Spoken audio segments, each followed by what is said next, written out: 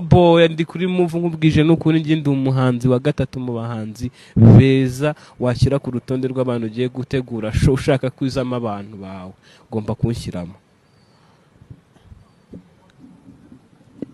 uyu mwaka buriya nka The Ben buriya yazanshyize ku iriya afishi ye nkakwereka ibintu nikorera muri arena mpita mbica oya kwica abantu ntabwo nawe ntabwo ari ukwica abantu tu umuniga ni umurara yamanu ziko ari umusazi yavuze ati bamaye iminota mike ndabizi pe bivuze ngo ntabyo gukina n'amarangamutima y'abantu hano yamanu ni umuntu bakiriye njya nani segonda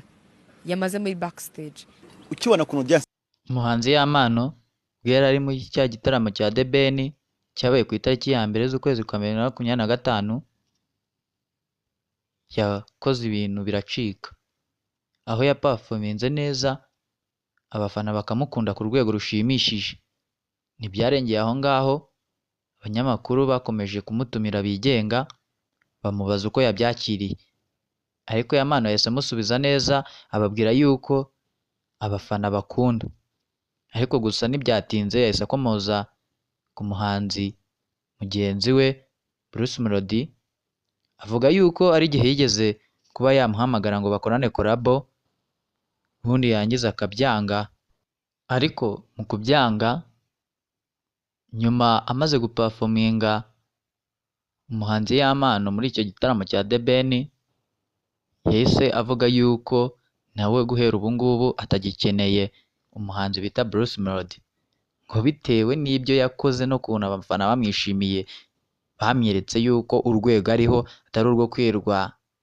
yigenga umuhanzi Bruce Melody ariko gusa ibyo bintu yavuze abenshi ntibyabashimishije haba harimo uwo bita Sky2 amwe na mwenyewe Bruce Melody yabivuzeho nawe ntibyamushimishije kuko Sky2 we yahise avuga yuko abaye manager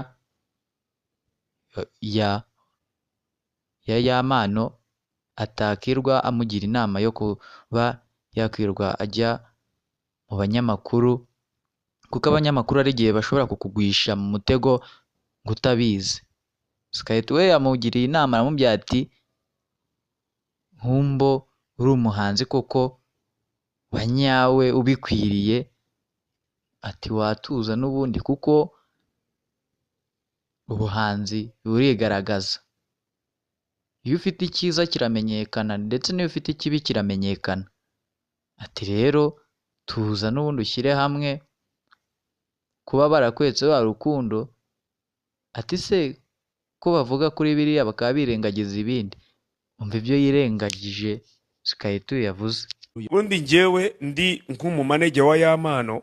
bitewe na trend ariho nagakwiriye kumurinda itangazamakuru kubera ko itangazamakuru ishobora kugukoresha amakosa mu buryo butandukanye ko Yamano impanga yakoranye buretse gatuya buretse rabura orohamo genda gakenya noroshye Yamano ubundi yakoze iki yasinye contract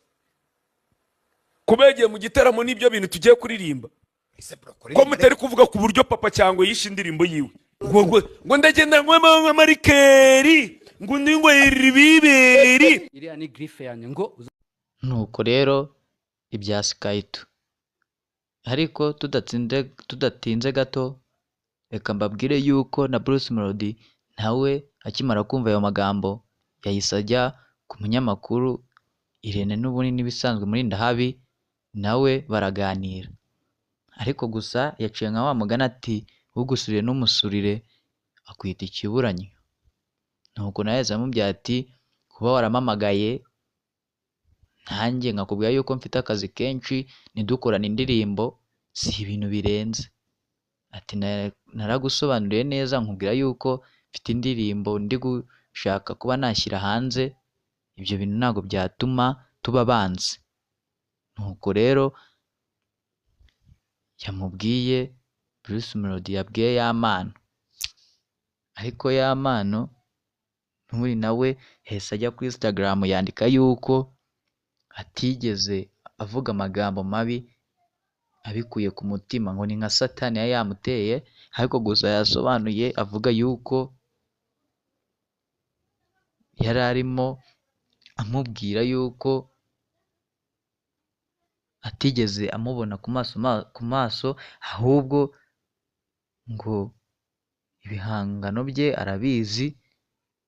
amubwira yuko ari abantu bamwitirira ibintu atavuze. Yahamana kuko icyo gihe yahise abyitakana, avuga yuko kumukekera ibintu bibi ntabyo yakoze, nta kintu byabagezaho. Nuko rero bya Yamano, ubu rero niba ukunze ibiganiro byanjye kanda like, share, ukane na subscribe kugira ngo ibiganiro byanjye bijye bikugeraho mbere kuri Joshua TV. Murakoze.